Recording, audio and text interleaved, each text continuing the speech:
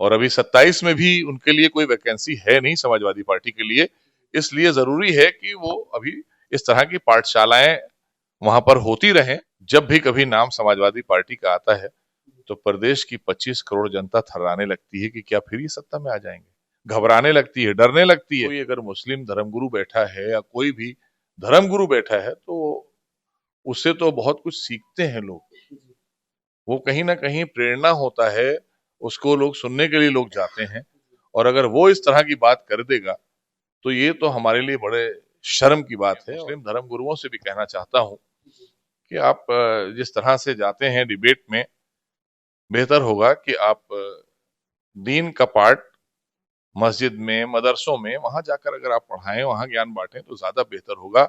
ना कि आप एक राजनीतिक मंच पर आते हैं और बहस करके। कम से कम समाजवादी पार्टी के मुखिया ने ये तो माना कि सफल आयोजन हुआ ना प्रयागराज में महाकुंभ का, जहां पर 65 करोड़ लोगों ने आस्था की डुबकी लगाई। तो ये बात तो मान ली ना उन्होंने, ये तो स्वीकार किया उन्होंने अपने किसी भी पोस्ट में। दूसरी बात रही कि आपदा में अवसर तलाशना, ये विपक्ष का हमेशा से काम रहा है। अंग्रेजों के मुंह से जीत को छीन लिया, उनके जबड़े से बाहर निकालने का काम हमारे शेरों ने किया है। पूर्व मंत्री मोहसिन रजा जी हैं सर। अखिलेश यादव जी पीडीए पाठशाला खोल रहे हैं और उसमें पढ़ाया जा रहा है A for Akhilesh, D for Dimple, M for Mulayam. कैसे देखते हैं आप इसको? देखिए, मुझे लगता है कि पूरी समाजवादी पार्टी को भी पाठशाला की जरूरत है, क्योंकि जो पिछली पढ़ाई उन्होंने की थी उसको प्रदेश की जनता ने अच्छी तरह से देख लिया था। भ्रष्टाचार, गुंडाराज, अपराध, छिनैती, अपहरण, बलात्कार।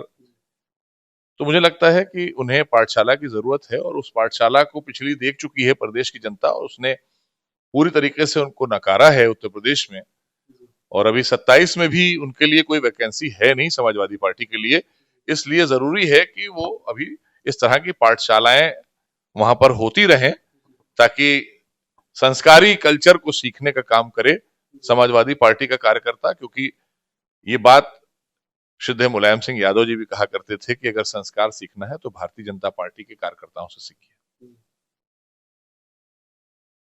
तो जो बात आपने कही, तो बहुत कुछ उन्हें संस्कार अभी सीखना होंगे। क्योंकि जब भी कभी नाम समाजवादी पार्टी का आता है तो प्रदेश की 25 करोड़ जनता थर्राने लगती है कि क्या फिर ये सत्ता में आ जाएंगे, घबराने लगती है, डरने लगती है। तो वो जो एक डर का माहौल, भय का माहौल, उसको खत्म करने का काम भारतीय जनता पार्टी के आदरणीय योगी जी के नेतृत्व की सरकार ने किया है। क्योंकि वो दंड को झेला है उत्तर प्रदेश की 25 करोड़ जनता ने। जब ये सत्ता में आए थे, वो किस तरह से लोग, ना किसी की बेटी सुरक्षित थी, ना व्यापारी सुरक्षित था, ना आम जन सुरक्षित था।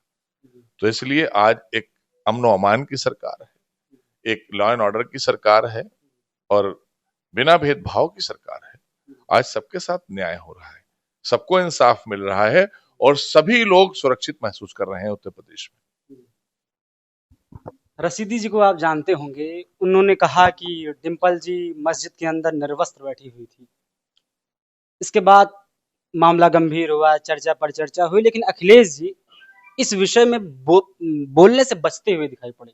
अखिलेश जी नहीं बोले, बाकी वो हर विषय में बोलते हैं। लेकिन डिबेट के बीच में समाजवादी पार्टी के एक कार्यकर्ता ने उनके ऊपर हाथ छोड़ दिया। इसको आप कैसे देखते हैं? क्योंकि जी तो डिबेट में मर्यादा में रहना चाहिए। संस्कारी देश है और संस्कार देश के अगर आपको नहीं पता है तो आपको उन संस्कारों को समझना होगा। और इस तरह की अमर्यादित भाषा, इसका इस्तेमाल किसी को करने का अधिकार नहीं है। डिबेट में हमें आपा नहीं खोना चाहिए। और खास करके कोई अगर मुस्लिम धर्मगुरु बैठा है या कोई भी धर्मगुरु बैठा है तो उससे तो बहुत कुछ सीखते हैं लोग। वो कहीं ना कहीं प्रेरणा होता है, उसको लोग सुनने के लिए लोग जाते हैं। और अगर वो इस तरह की बात कर देगा तो ये तो हमारे लिए बड़े शर्म की बात है। और लेकिन दूसरी बात जो आपने और कही कि किसी ने उनके साथ में दुर्व्यवहार किया और ऑन कैमरा हाथ छोड़ा ऑन के, हाँ, तो वो भी चीज जो है उसकी भी कहीं से कोई छूट की बात नहीं है, उसको भी जस्टिफाई नहीं किया जा सकता है। अगर किसी की भावनाएं आहत हुई या उन्होंने गैर जिम्मेदाराना बयान दिया तो उस पर आप न्यायालय के दरवाजे पे जा सकते हैं, आप एफआईआर करा सकते हैं, और एफआईआर कराने का अधिकार है। कोई भी कार्यकर्ता जाए और उस एफआईआर करा सकता है कि आपने हमारी नेता के बारे में इस तरह की बात कही, और उसका अधिकार है। और मैंने कहा कि वो जो भी है उससे निर्णय आना चाहिए, ना कि हम कानून हाथ में ले लें। इसकी इजाजत तो नहीं होगी ना किसी को। इसीलिए हमारे देश में कानून है, संविधान है, तो उसके दायरे में रहकर काम करना चाहिए। तो मेरी उन नौजवान लोगों को भी राय है कि अगर कोई इस तरह के शब्दों का इस्तेमाल करता है तो उन्हें अपने नेता से ही सीखना चाहिए। आपने अभी एक सवाल किया कि माननीय अखिलेश जी ने इस पर कोई रिएक्शन नहीं दिया। नहीं, बचते नहीं नजर आए। ये उनके अंदर जो ऐसा है ना, हमारी पत्नी को कोई कुछ कह देगा तो मुझे बड़ा दुख होगा, लेकिन मैं लड़ने नहीं खड़ा हो जाऊंगा। मैं कानून के पास जाऊंगा या कानून के तहत ही कोई फैसला लूंगा, लेकिन ये चीजें नहीं होना चाहिए। डिबेट के दौरान इस बात का ध्यान रखना चाहिए। और खास करके मैं तो अपने मुस्लिम धर्म गुरुओं से भी कहना चाहता हूं कि आप जिस तरह से जाते हैं डिबेट में, बेहतर होगा कि आप दीन का पाठ मस्जिद में, मदरसों में, वहां जाकर अगर आप पढ़ाएं, वहां ज्ञान बांटें तो ज्यादा बेहतर होगा, ना कि आप एक राजनीतिक मंच पर आते हैं और बहस करके और उसके बाद पूरी हमारी कहना चाहिए मुस्लिम कौम को शर्मसार कराने का काम कुछ इस तरह के मौलाना करते हैं। तो इससे बाज आना चाहिए, और बोलने से पहले आपको अपने शब्दों का चयन करना चाहिए और सही तरीके से जानकारी हो। और इस तरह की बातों पर तो बोलने का आपको अधिकार ही नहीं है, आप क्यों बोले? आप एक धर्मगुरु हैं, आपको ये सब बातों पर नहीं बोलना चाहिए। ठीक है, आप कोई अच्छी राय, कोई अच्छी बात है, आप जरूर कह सकते हैं, लेकिन तब जब आपसे कोई पूछने आए। आप रोज दौड़ दौड़ कर चले जा रहे हैं, आप बैठ रहे हैं वहां जाकर और बैठकर, ये सब बातें ठीक नहीं है। आपको जो काम करना है, इसके लिए तमाम हमारे पॉलिटिकल लीडर्स हैं, तमाम प्रवक्ता हैं, अलग अलग उसके विशेषज्ञ हैं, जानकार हैं, वो बैठते हैं, वो जाकर बात रखते हैं। अब आप भी जा रहे हैं तो इसका मतलब है इसके पीछे आपकी कोई मंशा है, तो उस मंशा को साफ करिए। आप दो चोले ओढ़कर नहीं काम कर सकते ना, एक ही चोला ओढ़िए ना। तो ऐसे लोगों को मेरी ये भी सलाह है। प्रयागराज में सरकार ने महाकुंभ का आयोजन किया था, किंतु अब वही प्रयागराज डूबता हुआ नजर आ रहा है। तो अखिलेश यादव जी ने वीडियो फोटो शेयर करके ये कहा है कि सरकार महाकुंभ का आयोजन कराने में तो सफल हो गई, किंतु प्रयागवासियों को बचाने में सफल नहीं हो पा रही, मतलब कहीं न कहीं तंज कसने का प्रयास किया। आप इसको लेकर क्या कहना चाहेंगे? देखिए, कम से कम समाजवादी पार्टी के मुखिया ने ये तो माना कि सफल आयोजन हुआ ना प्रयागराज में महाकुंभ का, जहां पर 65 करोड़ लोगों ने आस्था की डुबकी लगाई। तो ये बात तो मान ली ना उन्होंने, ये तो स्वीकार किया उन्होंने अपने किसी भी पोस्ट में। दूसरी बात रही कि आपदा में अवसर तलाशना, ये विपक्ष का हमेशा से काम रहा है, क्योंकि ये एक ईश्वरीय आपदा होती है, आप सब जानते हैं, हम जानते हैं। और इस तरह की परिस्थितियों से निपटने के लिए हमारे पास में तमाम सी और जो सुविधाएं और व्यवस्थाएं होती हैं, उसके तहत हमारी एनडीआरएफ काम करती है, उत्तर प्रदेश पुलिस फोर्स काम करती है, तमाम समाज सेवी संस्थाएं काम करती हैं, क्योंकि ऐसे समय पर ये नहीं पता होता है कहाँ ज्यादा बारिश हो जाएगी, कहाँ कम हो जाएगी।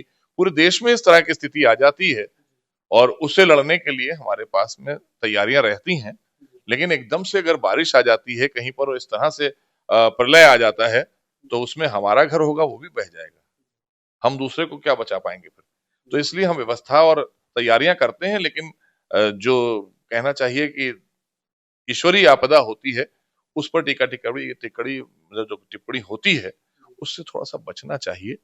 मुझे लगता है कि आपदा में अवसर नहीं तलाशना चाहिए, वहां पर सेवा भाव से निकलना चाहिए। आज टीम इंडिया को जीत मिली है, इसको लेकर आप क्या कहना चाहें? क्योंकि आप पूर्व क्रिकेटर रहे हैं और युवाओं के लिए आप अभी भी आगे रहते हैं। पहले तो सबसे पहले मैं देशवासियों को और पूरी भारतीय क्रिकेट टीम को देशवासियों की तरफ से बधाई दूंगा कि एक बहुत अच्छा विजय पताका लहराया है। और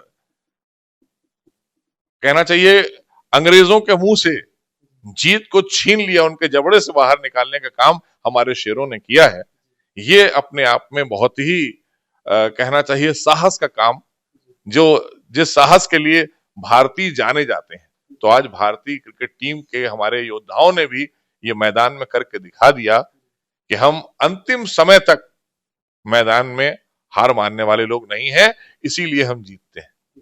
और सबको बहुत बहुत हमारी तरफ से हार्दिक शुभकामनाएं और बधाई।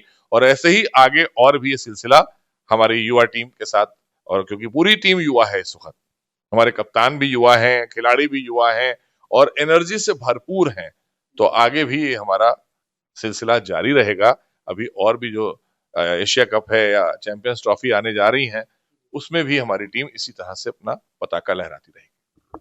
तो ये थे हमारे साथ मोहसिन रजा जी। आपको ये सब बातचीत कैसी लगी आप कमेंट्स में ज़रूर बताइएगा और देखते रहिएगा राइजिंग भारत। जय हिंद।